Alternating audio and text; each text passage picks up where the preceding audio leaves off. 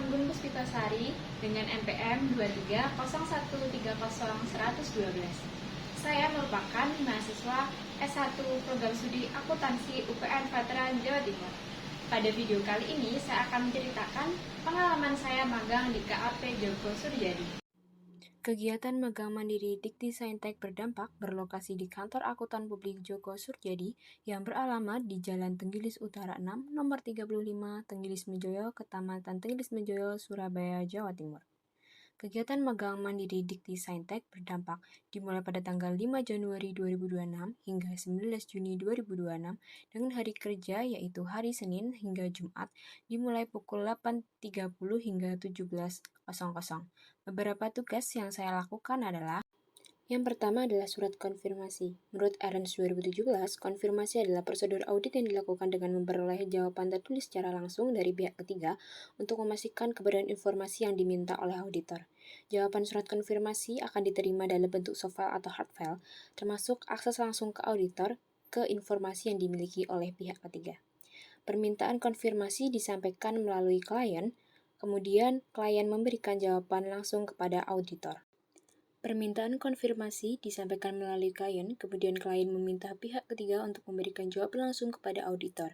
Saya ditugaskan untuk membuat surat konfirmasi bank, piutang, dan utang. Yang pertama adalah surat konfirmasi bank.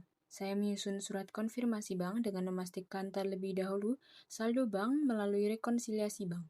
Setelah saldo dipastikan benar, saya mengisi surat konfirmasi sesuai dengan template KAP yang mencakup nomor surat, nama, dan alamat cabang bank, nomor rekening, saldo akhir, dan jenis mata uang. Kemudian saya meminta tanda tangan klien sebelum dikirim ke pihak bank. Yang kedua adalah surat konfirmasi piutang. Saya memastikan terlebih dahulu bahwa saldo piutang telah sesuai dengan yang tercatat di buku besar klien. Setelah saldo dipastikan benar, saya mengisi surat konfirmasi sesuai dengan template KAP dengan menyantumkan nomor surat, nama debitur, nominal piutang, dan terbilang. Surat tersebut kemudian diserahkan kepada klien untuk ditandatangani dan selanjutnya dikirim kepada pihak debitur. Kemudian yang ketiga adalah surat konfirmasi hutang. Sama dengan surat konfirmasi piutang, saya memastikan saldo hutang telah sesuai dengan saldo yang tercatat di buku besar klien. Setelah itu, saya menyusun surat konfirmasi sesuai dengan template KAP yang berisi nomor surat, nama kreditur, nominal hutang, dan terbilang. Surat konfirmasi tersebut kemudian diserahkan kepada pihak klien untuk ditandatangani dan kemudian dikirim kepada pihak kreditor. Selanjutnya adalah rekonsiliasi bank.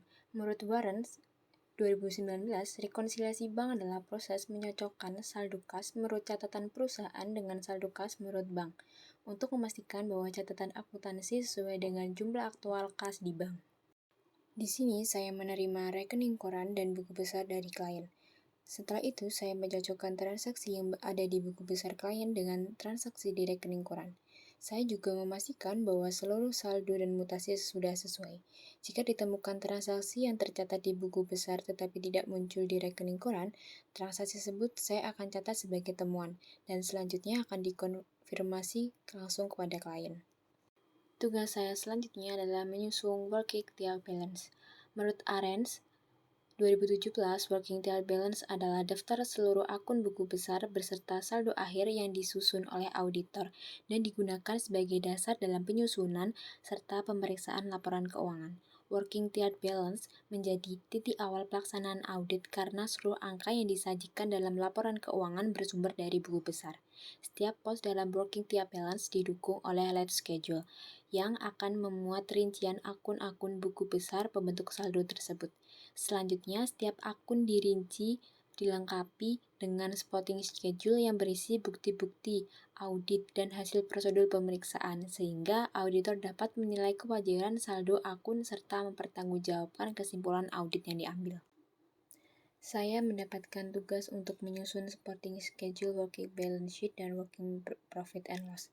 Proses ini diawali dengan menyiapkan buku besar klien, kemudian menginput ke supporting schedule saldo audit sebelumnya, saldo awal per 1 Januari tahun berjalan, serta menyusun debit dan kredit sesuai dengan buku besar dan jurnal penyesuaian apabila diperlukan.